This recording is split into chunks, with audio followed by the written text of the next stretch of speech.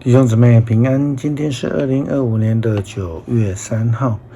今天的经文是诗篇119篇65节到72节，以赛亚书57章14节到21节，路加福音14章15节到24节。今天要跟大家分享的主题是亲近主。上帝的救恩与平安是预定要赐给世人的，是所有人的，就如同牧师经常要提醒的，得救恩虽然是白白得来的恩典，但是仍然是有条件的。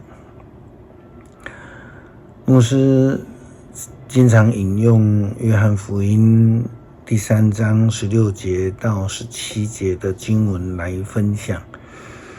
圣经告诉我们，上帝这么爱世人，甚至将他的独生子赐给他们，叫一切信他的人不至灭亡，反得永生。所以赐给世人是上帝定义要做的事，但是叫一切信他的人就明白地告诉我们，要得到救恩的先决条件就是要先相信他。也就如同先知在以赛亚书57章14节到21节也告诉我们，上帝要建造一条大路，并且挪去所有的阻碍。但是先决条件是那一些子民必须要愿意回转，才能够走在那道路上面。圣经这样说道，上主说，让我的子民归向我，要清除途中的障碍，要修筑道路，准备一切。我是至高无上神圣的上帝，我永远存在，我住在至高神圣的地方，但也住在痛悔和谦卑的人当中。我使谦卑的人恢复信心，使痛悔的人获得希望。我赐生命给我的子民，不再挑剔他们的毛病，也不永远向他们发怒。我生他们的气，因为他们贪婪犯罪，所以我惩罚他们，丢弃他们，他们仍旧顽固，继续走在自己的路。我已经看见他们的行为，但我仍要医治他们。我要带领他们，帮助他们，我要安慰悲伤的人。上主说，平安平安。无论远近的人，我要赐他们平安，我要医治他们。但是邪恶的人像不平静的海，浪涛不停的涛涌，他们的生活充满着垃圾污秽。我的上帝说，作恶的人不会有平安。最后上帝的话就说，作恶的人不会有平安了。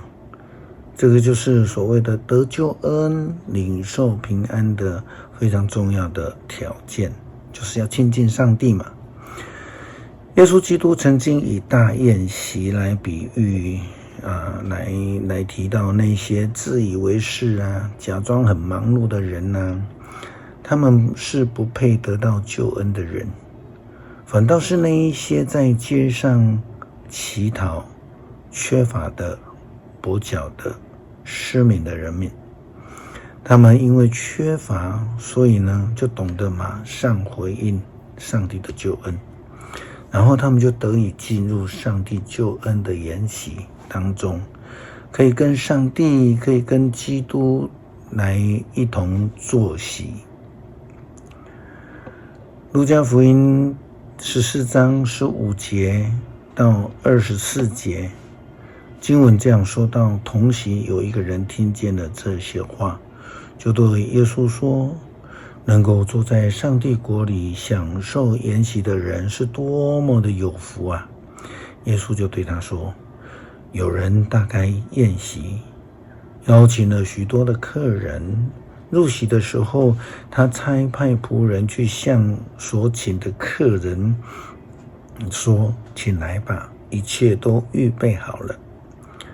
可是他们开始一个一个的推辞，头一个说：“我刚买了一块地，我不能不去看看啊，请原谅我，我不能来。”另外就一个说：“我买了5对牛，刚要去试一试，请原谅我，我不能奉陪。”又有一个说：“我才结婚，实在无法分身。”那仆人回去把这些情形都报告给主人。